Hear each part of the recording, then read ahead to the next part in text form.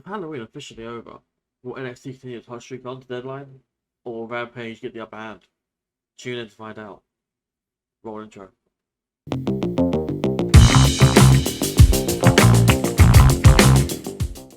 Hello everyone, welcome back to the channel, and welcome back to another edition of HCW Show Squared, the show with the usual format and formula of the HCW show, which is, a bit different now, but the usual format of that show, and expanded to the power of, you guessed it, two.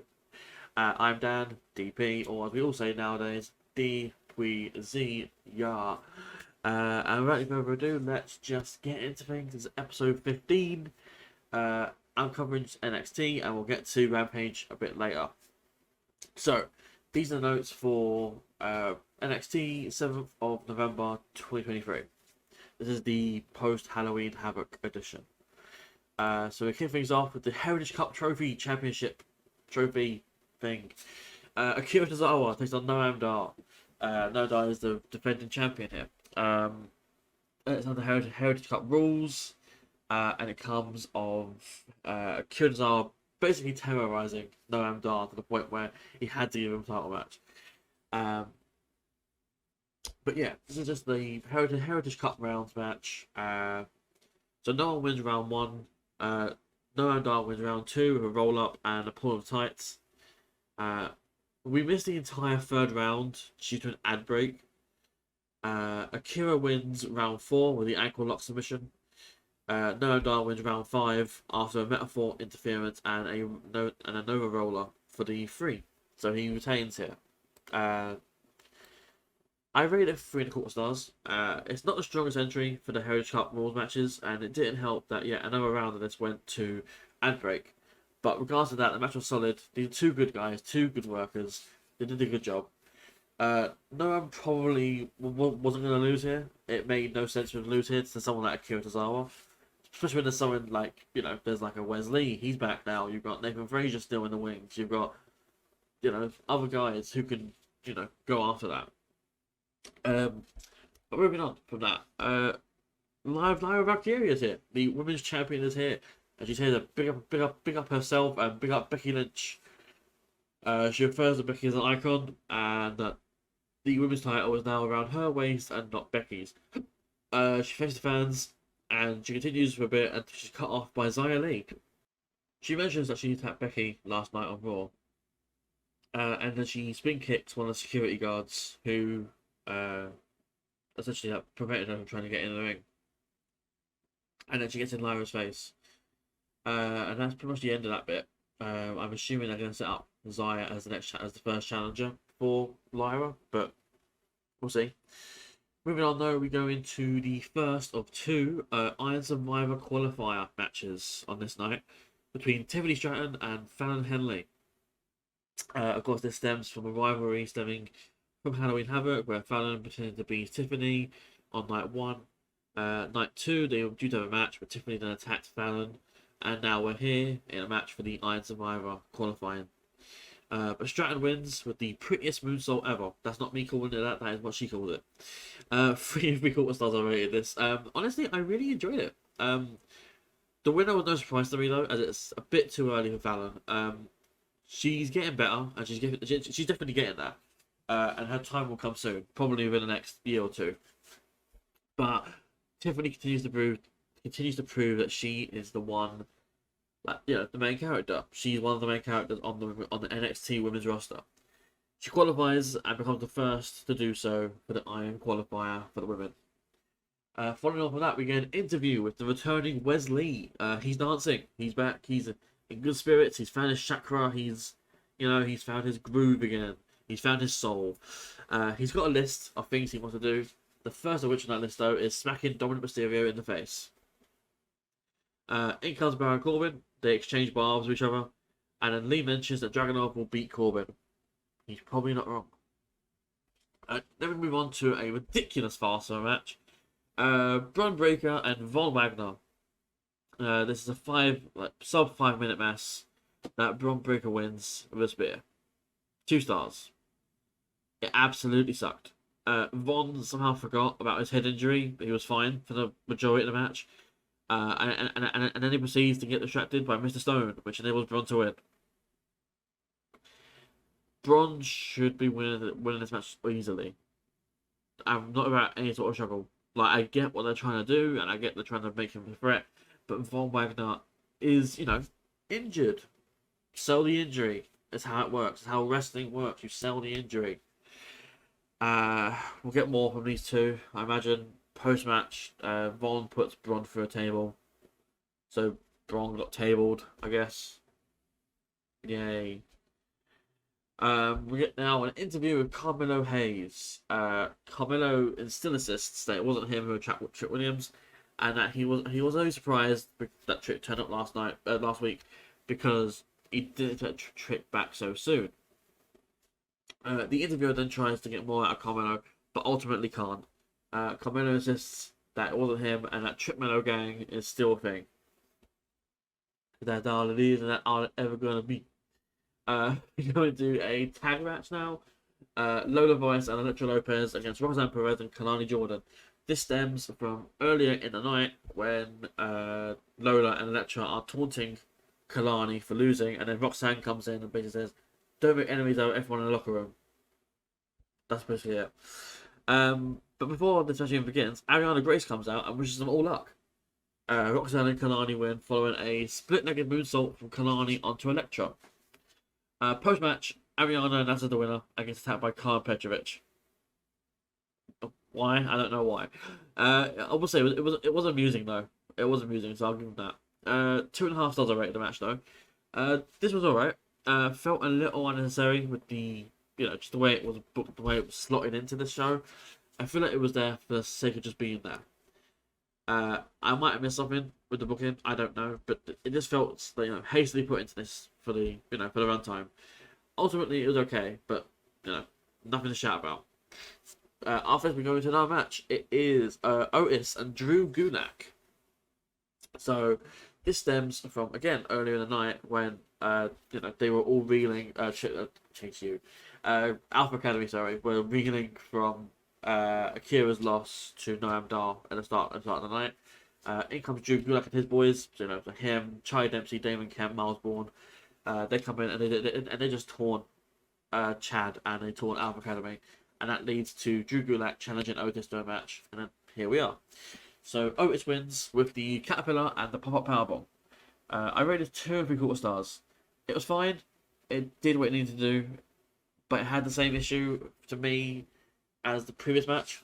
It felt a match that was slotted in for the runtime and for the sake of it, Otis wins though and gives Alpha Academy a win on this show, which is probably what they needed. Apparently they're going to be back next week because they're going to be on Supernova Sessions with Noam Dar, so that should be okay. That should be fun.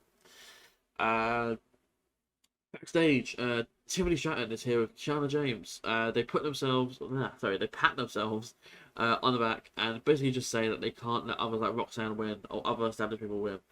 They do tease a little dissension with their friendship, as they both look forward to the deadline and only one of them can win. And they both say, I know who that's going to be. Leaving it vague and open-ended like that, when they're both going to potentially be in it. We then move on to a vignette with Chase U. So JC is lamenting over how she and Thea lost last week because of Andre refusing to cheat. Until some of Tony D'Angelo's goons come by to deliver a letter to the classroom. JC accepts the package, and she gets curious though and opens the package to reveal something that's distressing, apparently. But this is when Andre comes in. Andre basically berates her. He's not pleased that she's opened a parcel that's not meant for her. But this is when Thea and Duke come in to see him chatting, and they assume it's friendship blooming and not an argument. JC and Andre, essentially keep quiet and don't say anything about what happened, about what's been happening, because for the sake of Thea and Duke.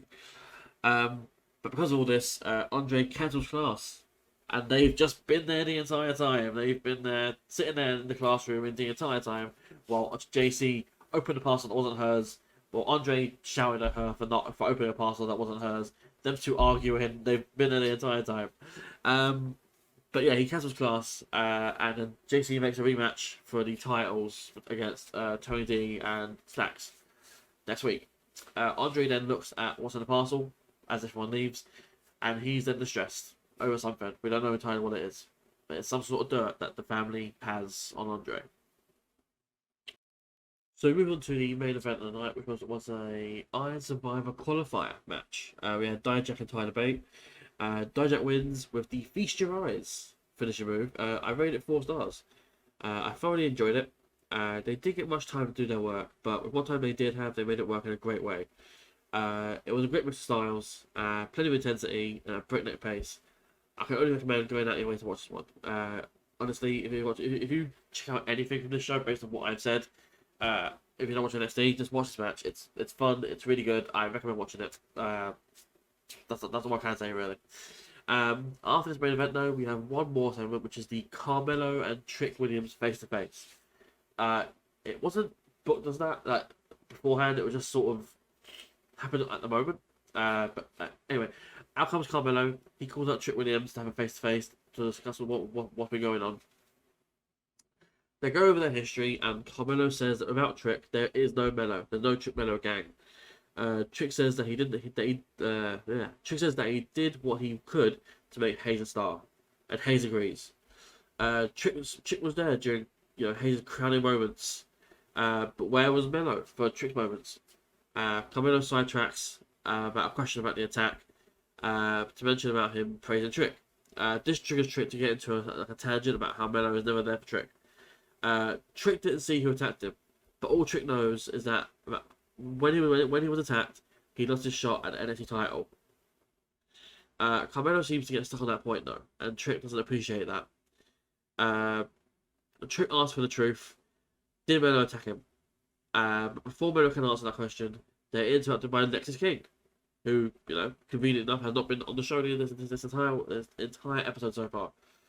He tries to stir the pot by suggesting that it was in fact Melo who attacked Trick, but the longer he's there, the more annoyed Trick gets, and eventually he goes to throw a punch at Nexus, but he hits Carmelo by accident, and Carmelo goes down.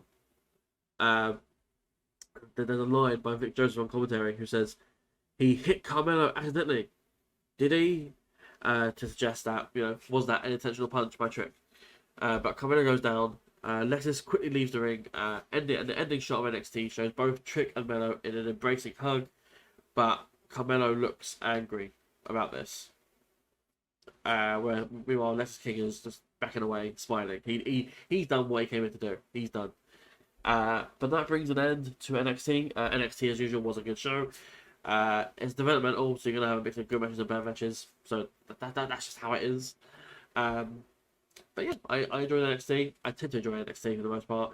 And yeah, I will pass over now to Rate Wrestle, who's making his debut on HCW Show Squared to cover AEW Rampage. Take it away, Rate. Well. Right Wrestle's been summoned to do Rampage because DP decided to go to Wales to watch No Mercy, and now that means that for some reason I have to review Rampage. Not watched Rampage in about a year. So we'll try. So we kicked off March, so it was November 10th. Starks versus Preston Vance. I've not been watching AEW in general right now. I think I've just fell out of love with watching weekly shows. We had Starks versus Vance. Starks picked up the win, of rated 2.5 stars. Big Cass interfered during the matchup to give Starks the win with a massive spear. They then decided to attack Preston after the match, and then the Lost in Faction, I can't remember the team, Roosh, made the save. We then kick into Chris Jericho backstage with Renee Moxley Good.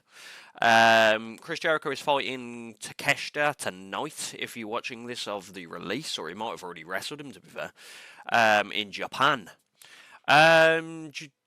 Chris Jericho basically stated that Takeshita is one of the best in the world, which I agree. But he's fighting one of the best ever, which I don't think's a good thing, because if you go with that reasoning, Dory Funk Jr. still alive because he was one of the best wrestlers ever, but it doesn't mean anything now. It's going to be a great match, though. Chris Jericho knows how to put on a banger. Takeshita versus Jericho in DDT, so go check that out if you can. Next up, we had Don Callis and Prince Nana. What's his name? Don Callis, there's a Fatal 4. There's an 8-man tag, I think, happening on Dynamite, the Street Fight thing. Guevara's injured. So Prince Nana and Don Callister worked out a deal, and they've hired Brian Cage to be the 4th member. Fun, fun, fun. We come back and we have Jeff Jarrett and the Looney Tunes. Jay Lethal's the #1 contender for the Ring of Honor title. Ortiz then pops up, and then they're saying, you're alone, and then Ortiz says, where I'm from, even if you're alone, you go out swinging. Then Ortiz slaps Jay Lethal, Satnam Singh smash, pretty much what happened there.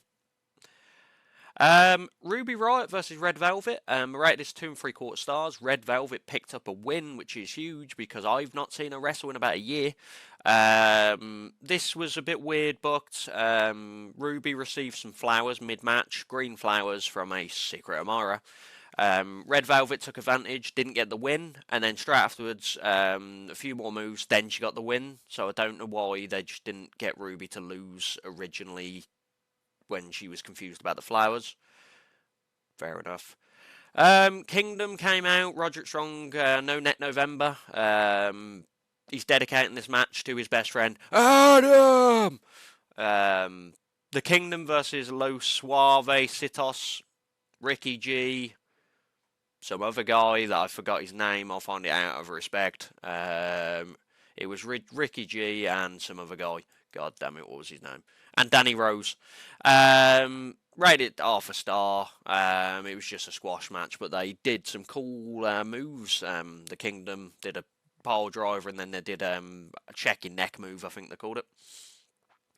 Then Strong miraculously came out of his wheelchair, hit the end of Heartache, and then his neck hurt again. He had to get back to the wheelchair. Man's really injured. Then we had the Jazz Society backstage, but they're not called the Jazz Society anymore. They're just 2.0 and Danny Garcia. Danny Garcia is going to fight Andrade. He picked a random wrestler to fight in Collision. Good for him. The Outcasts then have an argument next to them, and there's Paige, Soraya calls the interviewer ugly and get away, and then I think Cool Hands sent the flowers to Ruby, and then they had a problem, and then stuff happened. Strong is going to be fighting Darius Martin. He said, he's going to test himself out, and then the interviewer was like, I don't even know if he's cleared. And, they just said how strong has been. Yeah. Main event, FTR versus Commander and Vikingo. I rate 3 1/4 stars. Fun match. I think it helped that I hadn't seen Commander and Vikingo for a little bit, because if you watch their matches week in and week out, they get a bit stale, but if you have a bit of a break from them, it's fine. FTR picked up the win. It was a good main event overall. And then there was a weird thing at the end. The House of Back are back. They might have been back for a few weeks. They were clapping. Well done to FTR. And then they kind of went back into the darkness. This was all done on the vignette Titantron. It wasn't live on the show. That's the end of Rampage, and I'm guessing now I should spiel. Check out DP's HCW Show Squared.